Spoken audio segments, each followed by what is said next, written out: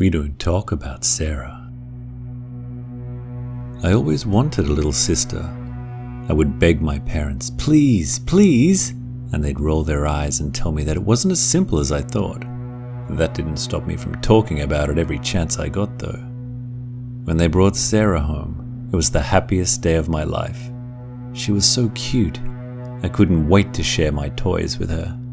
I started going through them, deciding which ones were hers and which ones were mine. I borrowed my dad's label maker and started putting our names on each thing so we wouldn't get them confused. She cried a lot at first. I'd ask my parents why she cried so much, and they told me it was natural. They said when she got used to us in our house, she would calm down and not cry all the time. Sometimes, though, she'd cry so loud that Daddy would have to take her into the basement where it was soundproof so the neighbors wouldn't complain. She slept in Mummy and Daddy's bed for the first month. Sometimes I'd try to join them, but they'd always lock their door. Mummy said their bed wasn't big enough for all of us to sleep in. I was patient. I knew the new bed with the bars that they'd set up in my room would eventually be hers. When they felt it was safe to let her sleep on her own, they started putting her in it. She wasn't crying so much anymore by then, and I would lie in my bed and watch her sleep from across the room. They'd take her into the bedroom first and lay with her until she fell asleep, then move her to our room. Some nights after she was moved, I'd see her lying there with her eyes open, just staring at the ceiling, so I'd go over and give her toys through the bars.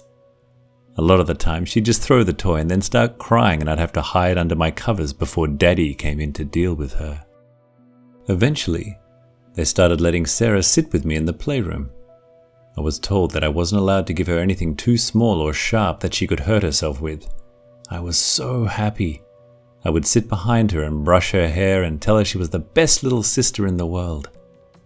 I'd showed her which toys were hers and which were mine, but she didn't seem to care. Sometimes we'd sit on the window seat and she'd bang on the window while I drew on it with special crayons. School started back up at Sugar Creek Elementary, and I went, but Sarah had to stay home. Mummy said she wasn't ready for school yet. I'd come home and tell Sarah all the stuff I'd learned. I drew pictures of us playing together. When I showed them to Daddy, he'd tell me thank you and take them to keep in his office. Then came the really bad day. I'll never forget it. I came home from school and Mummy was just sitting at the table smoking. She looked real sad. I went to play with Sarah, but I couldn't find her. When I went to ask Mummy where she was, she started crying. I asked her what was wrong and she said that Sarah was gone. I didn't understand totally, but I started crying too, and I told her, "We need to find her." She just shook her head and said she was gone somewhere that we couldn't go. Daddy took her bed apart. He threw away all my drawings with her in them, and he took my name tags off all the toys. Sometimes I'd find one he'd missed and it'd make me cry. I started collecting them and hiding them, but he found where I hid them one day by accident and got really mad. We weren't allowed to talk about her. It was like she never existed. I didn't think it was fair. I told Mummy that Daddy was mean to make us not talk about Sarah, but she said it was better that way, and I would understand when I was older. Then, not long after, I saw Sarah again.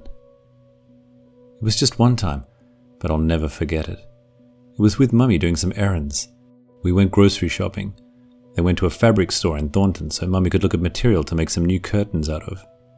She remembered that she had some letters to mail, so we stopped at the post office to buy some stamps.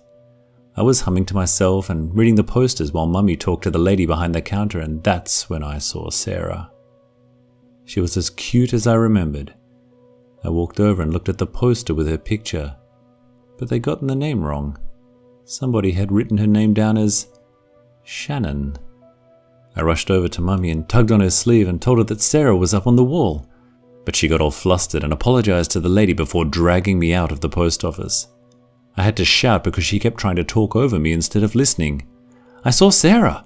They've got her picture on the wall over there!" Finally, Mummy slapped me and told me it wasn't Sarah, and that it may have looked like Sarah, but I was mistaken, and if I didn't stop, I'd get in real trouble when Daddy got home. I cried, and I promised to be good, But even after I promised, I wasn't allowed to have dinner and had to sit in my room that night. I heard Mummy and Daddy talking in the kitchen, and they got kind of loud. Somebody started banging open the kitchen drawers, and then Daddy's feet stomped up the stairs, but I heard Mummy scream, "Don't you dare!" And he stopped outside my room. And then he went back downstairs. We never went back to the post office, and I never saw Sarah again. This is the first time I've talked about Sarah since that day. A quick thank you to all of our Patreon supporters. Without you, Nightmare Tales just wouldn't be possible. And a special thanks to the Dark Cosmos as well. Be sure to go and check out his channel. Thank you for subscribing, and thanks for watching.